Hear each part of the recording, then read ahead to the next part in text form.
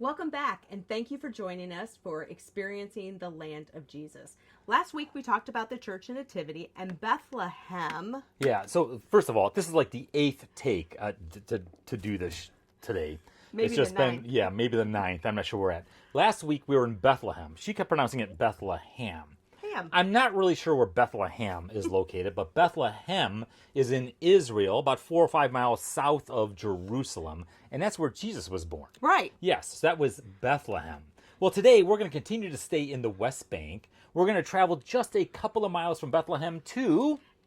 We are going to see two of the fortresses that Herod the Great built. And one of them is Herodium, and the other one is Masada. And you may have seen some movies out there about Masada, and they're just both absolutely amazing to go visit. Yeah. Now, Herod the Great, he's called the Great, not because he was great morally or ethically. Herod the Great was a great builder. He had this vision, and he built things like the Herodium, which we'll talk about here momentarily. He built Caesarea Maritime, that great port city that sat along the Mediterranean Sea. He built Masada. Now, Herod the Great, he ruled Israel from 37 BC to 4 AD. And he was quite vicious. I mean, he was a ruthless leader. He was so paranoid that he murdered his favorite wife. Remember, in Israel, there's a tower at the Praetorium that's named after her, Miriam. So Wonder what she yeah, did I don't to know. tick Whatever, him off. she ticked him off. But he whacked his favorite wife. Yeah. He killed 3 of his 9 sons. And I want to say he killed his mom as well. I mean, so he was paranoid. And he would do anything to protect his rule. He would do anything to protect his throne. But Herod the Great was known because he built the Temple Mount, where he expanded the temple. And so when you take a look at the Western Wall, that is a wall that Herod the Great built. And he is really the one who expanded the city of Jerusalem. Well, Herodium here is one of his fortresses. And this is also his burial plot. Now, we're not really sure. They haven't found his tomb yet, but we know that Herod the Great was buried here at Herodium.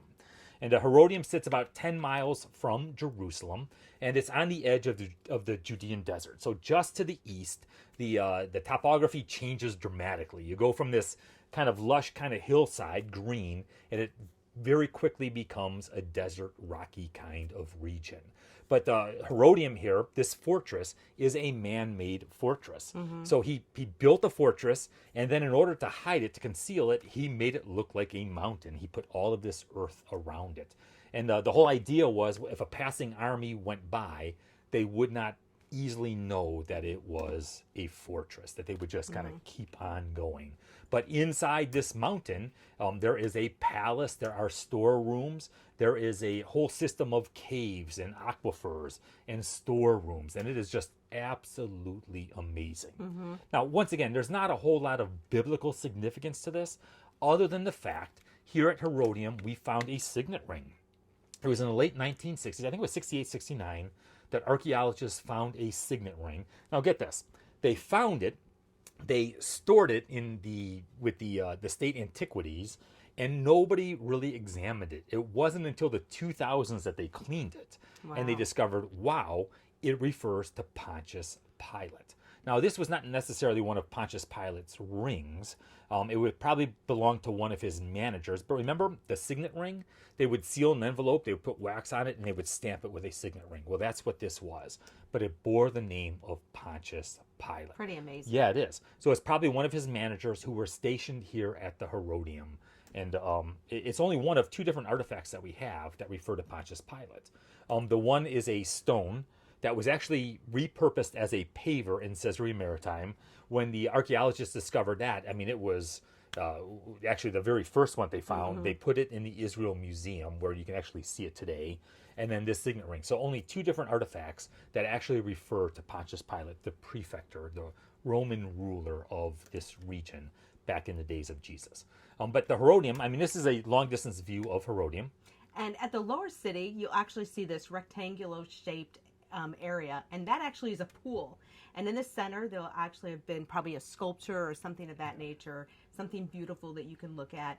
But really amazing of how big this pool was. Yeah, and there's bathhouses and all kinds of artifacts, the city that sat at the base of the Herodium. But once again, that was just simply a fortress. It was a place where Herod could seek refuge in need.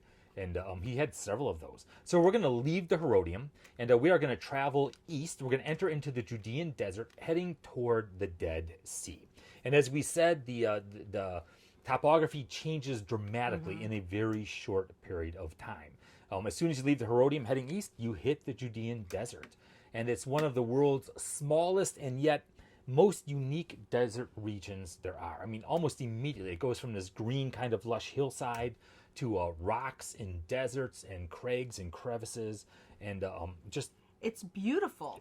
And it's you hardly see anyone out there. You'll see very few cars. It's peaceful. It's peaceful. It's quiet. Yeah. And then all of a sudden you come up over the hill and you're in the city. You're in the political center of Jerusalem or in the city. I can only picture what Moses thought as he sat on the other side of the Jordan River. He would have looked over at the Judean Desert and he would have been looking at the promised land. And up there on the hills, he would have seen, what would be Jerusalem, up there in the hills.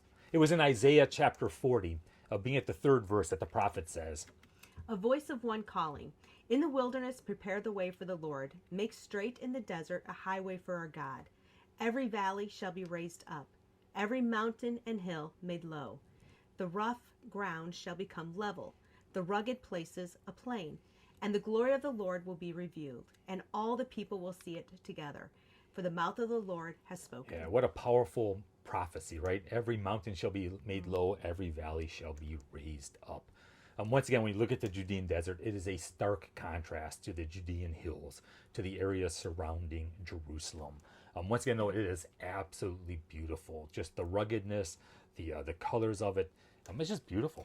And the distance that you can see. I remember one day we were at the Hebrew University and just standing there on the grounds and just overlooking down into the valley and how far you could actually see through the Judean Desert. Yeah. And matter of fact, they say that you could actually see Jericho on clear days, which is absolutely amazing. Yeah. So the Hebrew University actually sits on the hilltop in Israel. So it's right on the very edge of the city.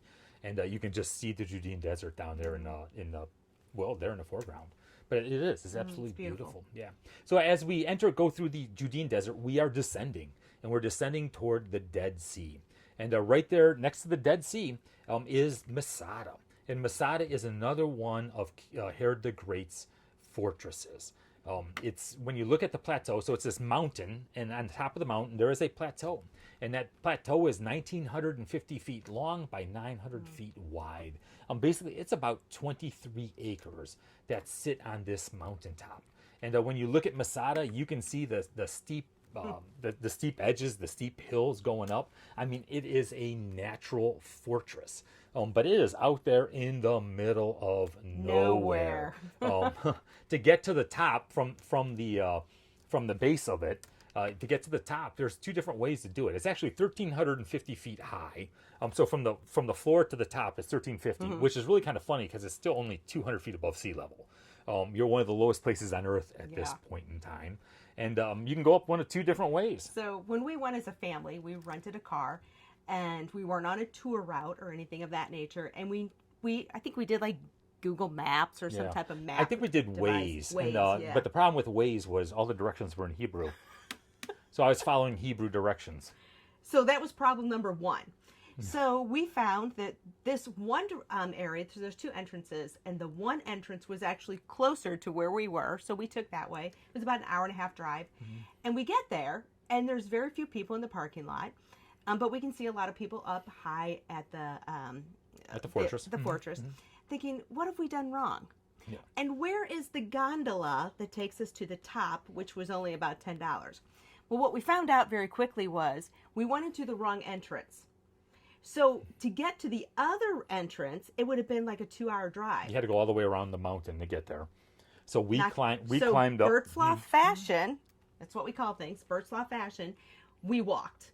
And I think it was about 110 degrees that day. Yeah, it was hot. It was hot. But we did. We walked the path up to the top But if you go with us, we will go in through the main entrance, which is down by the Dead Sea. There is a nice welcome center with bathrooms and concession stands and all that kind of stuff. Air conditioning. And the gondola, which takes you up. And so, as I said, it goes up about 1,350 feet. Or you can walk the snake path if you want to. They call it a snake path because it just winds up the hill. And I'm not really sure how long it is. I've always wanted to do it. My wife won't let me. But anyway, so here's a picture of the gondola going up. But if you look down at the circle, that is one of the Roman encampments, which I'll talk about here in just a few minutes.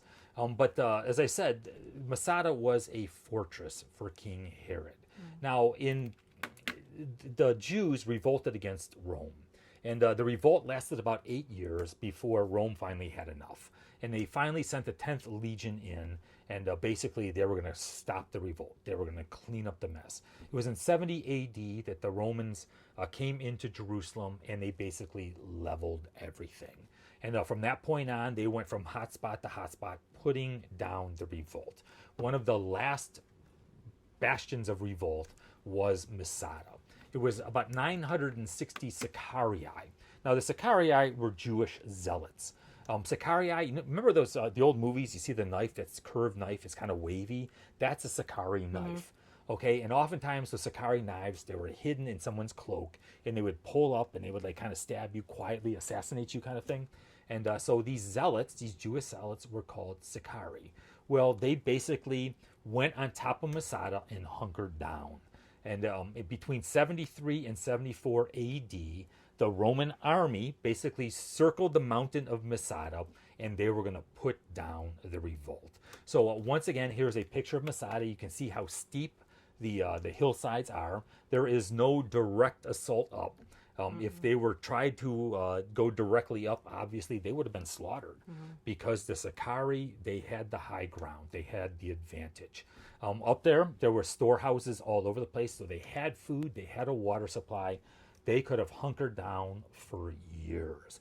And so the Romans, being very creative, were trying to figure out how do they get up into Masada. And so there was no direct assault. What they did is they built an earthen ramp.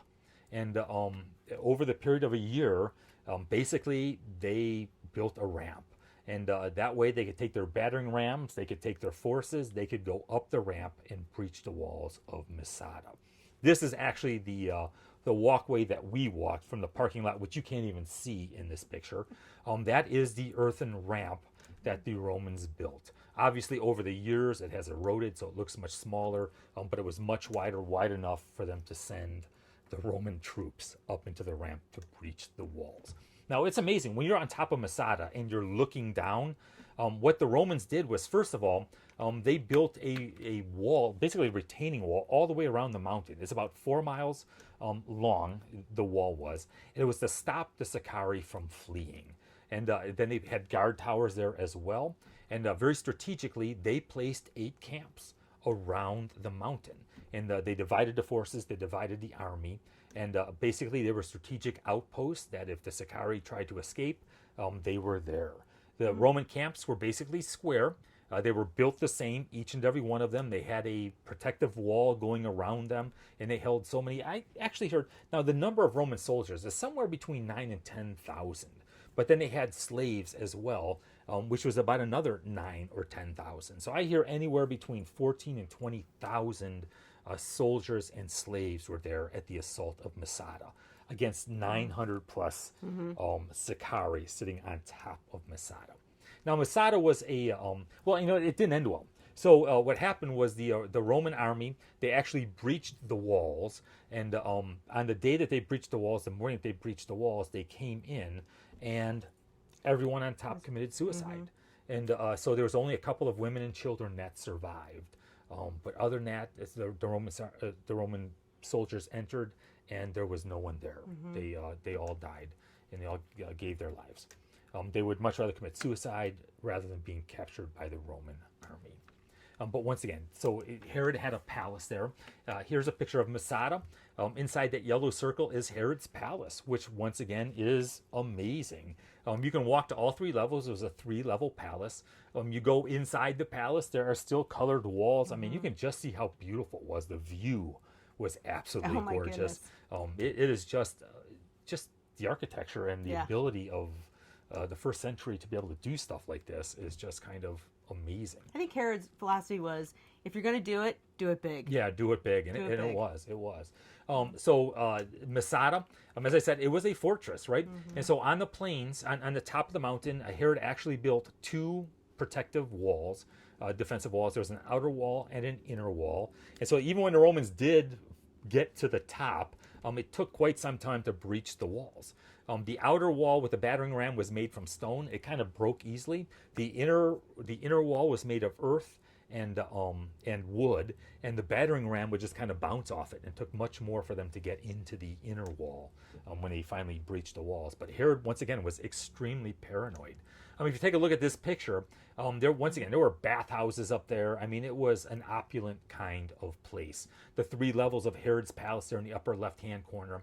As you kind of go down the mountain, they had enough storerooms to store food, right? The problem is always water. And so they devised a system of collecting water. And they had these giant cisterns up there, and they had ways of collecting water. So basically, anybody who hunkered down on top of Masada, they were able to stay there indefinitely. You go up on top of the mountain, much of it still stands. Like here's entrance into Herod's palace. Now, what's really kind of interesting is there was all these storerooms. I think there were 16 or 18 different storerooms up there. And they sat right in front of Herod's palace. Herod was so paranoid, you didn't just directly walk into his palace. There were secret pathways through these storerooms that only very few people knew. And those people would have to go through those secret pathways in order to get to the palace. So once again, there was this degree of separation between Herod and the people, all because he was fearful of his life. But these massive storerooms up there, which once again you can walk through today, just held food, they held supplies, held everything that you needed to be able to stay up there for extended periods of time. One of my favorite rooms was his bathhouse. Oh yeah. It was just amazing the way that there was these pillars that he was in the ground that he could put water in and either heat it up or what have you to make it, a warm environment, spa-like, and just the ingenuity that they did back then was just unbelievable. Yeah. So the slaves would sit outside with a fire, and they'd pump either hot water or hot air underneath the floor, and which would keep it a sauna. It could be a wet sauna, it could be a dry sauna, and but like here, you could see the plaster on the walls. You could still see some of the colors that were on the walls as well. I think there was 200 pillars. I think there's 200 footstools that actually held the floor up in this particular sauna. But it was just amazing when you take a look at it. And once again, here's a picture of inside Herod's palace. You can see the plaster and the color on the walls in the background as well. You look as you go to the top of the picture, that's the top of Masada, right? So this is coming down the front side of the mountain, or the eastern side of the mountain. But like even ingenuity, they didn't have cell phones back then, right? What'd they have? They had birds, and so he even had the homing pigeons. And is that an aviary where they keep the homing pigeons? I guess so. Yeah, but it's all right there to where he could actually send messages. So once again, it is absolutely amazing. In the summertime, it is hot, like oppressively hot. So I eventually say Herod didn't hang out there a whole lot in the summer because once again, it is... Or the steam room. Yeah, it is sweltering. Yeah. If you go with us, we're going in January. It'll be much more pleasant down in Masada. As we leave Masada, we will also see En-Gedi. En-Gedi is a national park. It is the lowest place on earth. And En-Gedi is just... There's a wadi there in the spring. And it is just... It's the hillside, right? And we've stopped there a couple of times. Always kind of looking to see what there is to see. There's not a whole lot to see. It's just a bunch of crags, crevices, and caves and a hillside. But something remarkable took place here in En-Gedi. It's recorded in 1 Samuel chapter 24.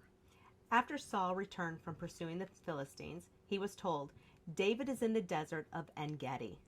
So Paul took 3,000 able young men from all Israel and set out to look for David and his men near crags of wild goats. He came to the sheep pens along the way. A cave was there, and Saul went in to relieve himself. David and his men were far back in the cave.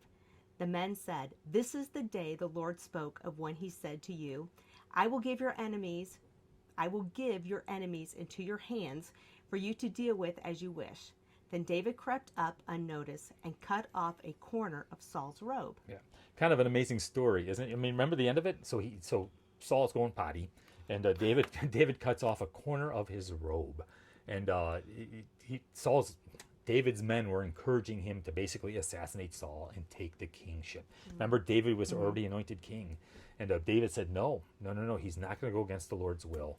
And he went out, he faced Saul there in En-Gedi, and he said, I had the ability to take your life, and I didn't do it. I'm not out to kill you. And basically Saul and David kind of kissed and made, not really, but they made up at that point in time. And Saul took his men and went home, and David obviously continued to live. Took place right there in En-Gedi. En-Gedi is also known as one of the lowest places on earth. As we head to the Dead Sea, it is called the Salt Sea. It is 1,401 feet below sea level. And the Dead Sea is called the Dead Sea because there's nothing alive in it. Okay, it has a couple of springs in it, but it is fed by the Jordan River. It's at its deepest point, it is about 1,000 feet deep. Now, what's amazing is the Dead Sea is actually evaporating at a pace of 3 to 5 feet per year. And so, like the Israeli authorities right now, they're very concerned about the Dead Sea. They're working with Jordan, and they're trying to determine how it is that they can restore the Dead Sea, because it is shrinking in size. If you go down around the Dead Sea, you can see these salt deposits. I'm going to say marshes. These salt deposits all along the edge of the Dead Sea. It's called the Dead Sea because as the water comes in, it's got no place to go. It's the dead end, and so it evaporates, and all the minerals and all the salt and everything else stays. As the water evaporates, the minerals stay. And the minerals are so thick when you go into it, you can feel it on your skin. You can feel it on your skin. It's a film that's on your skin. We are going to go to a beach called Calia Beach, and it is it's a nice little place. It is, and what a great experience. It would be one of those things that would be on your bucket list. So you got to bring your bathing suit. They have changing rooms, and what you want to do is get in the water about knee deep or so and start taking the mud out of the bottom and just start smearing it all over your body. And someone's going to get your back and what have you, and then you can either lay in the sun and let it bake, or you can go wash it off, whatever you want. But here's a picture of the girls and I with mud everywhere. And you get in the water and you immediately start floating. And it's because the density and the salt in the water. Just amazing. It's just really amazing. And then there's a little place over there where you can actually buy the Dead Sea mud. Yeah, Ahava. There's all kinds of different cosmetic organizations out there that sell the mud. But the mud at the beach is free. So go ahead and just lather it on. Yeah, people from around the world come to the Dead Sea for its medicinal purposes. They'll lather themselves in the mud. They'll just sit in the water. When you come out of the water, because there's so much minerals, you immediately have to take a shower. There's showers all over the place. You take a shower, you get it off of you. Otherwise, it'll cause a rash. We were there in the summertime where I think it was like 130 degrees. The one day we were there, you got into the water, and the water was like a hot tub. I think the water, no, seriously, the water was over 100 degrees. Yeah. And it was not refreshing at all. We'll go in January when we're there, and It'll it's going to be cold. refreshing. Yeah, Yeah. it'll be cold.